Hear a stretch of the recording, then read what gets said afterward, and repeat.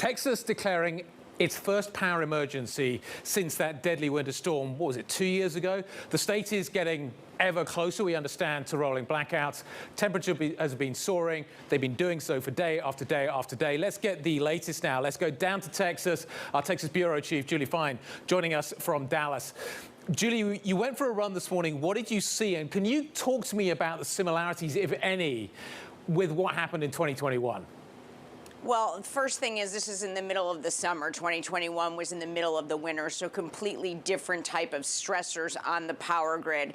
Yes, I did take that risk this morning. I went very early, 6:15. It was 84 degrees, which, by the way, in Texas this summer is extremely cool. I mean, the bottom line is we've had more than 50 days of 100+ temperatures. So what is really going on quite frequently is we don't have a lot of wind this summer.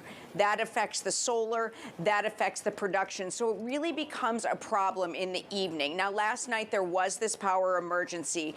It lasted for about an hour. You did not see any changes here in the state, except people might have conserved slightly more. There were no blackouts. It was just basically a critical time where they had to rely on reserves. So just for some background here, the grid in Texas is separate from other states. They do that on purpose.